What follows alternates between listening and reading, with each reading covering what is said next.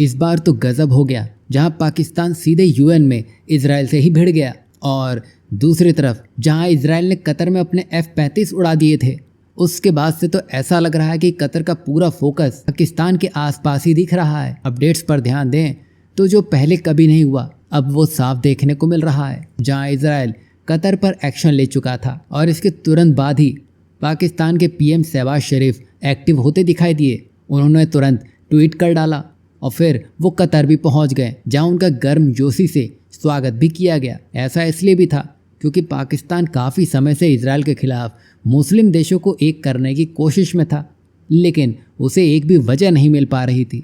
लेकिन जैसा कि इजराइल ने दोहा में अपना टारगेट हिट किया, पाकिस्तान को एक मौका मिल गया।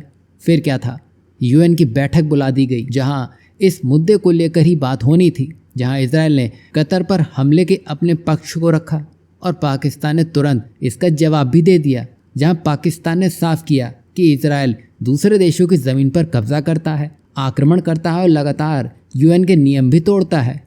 अब आमतौर पर UN में इजराइल और पाकिस्तान का सीधा टकराव देखने को नहीं मिला है। दोनों ही देश अमेरिका के करीब माने जाते हैं, जहां इजराइल का मुख्य लक्ष्य ईरान है, पाकिस्तान नहीं। इसलिए UN में इजराइल द्वारा पाकिस्तान को पब्लिकली निशाना बना काफ़ी दुर्लभ माना गया है। लेकिन UN में जो कुछ भी हुआ है वो सिर्फ 4 से 5 सेकंड में ही घटित हो गया है, जहां इजराइल ने पाकिस्तान को ही धो डाला है। दरअसल इजराइल ने कतर की राजधानी दोहा पर हवाई हमला किया।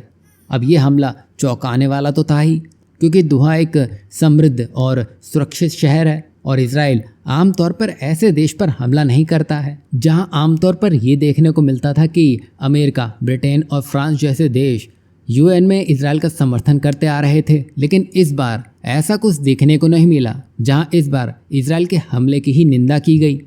बता दें कि संयुक्त राष्ट्र सुरक्षा परिषद के सभी 15 सदस्यों का, जिसमें पाकिस्तान भी शामिल है, एक साथ किसी देश की कार्रवाई की निंदा करना एक दुर्लभ घटना है।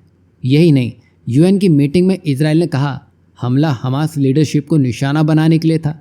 उन्होंने US के लादेन ऑपरेशन का भी उदाहरण दिया और पूछा हमने वही किया, फिर भी हमारी निंदा क्यों।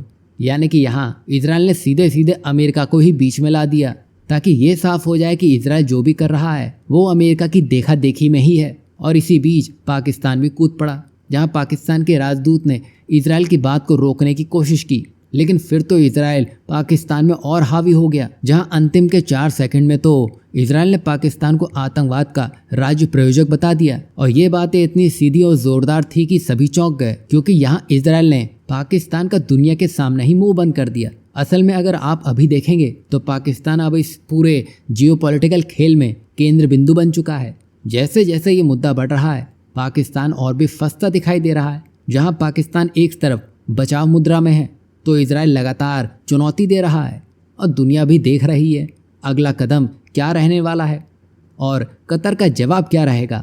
क्या पाकिस्तान उसका साथ देगा? ये सब अगले हफ्ते ही साफ होगा, क्योंकि जो भी होगा अमेरिका की भी इन्वॉल्वमेंट उसमें देखी जा सकती है। तभी जो कोई भी फैसला लिया जाएगा वो सोच समझ कर लिया जाएगा।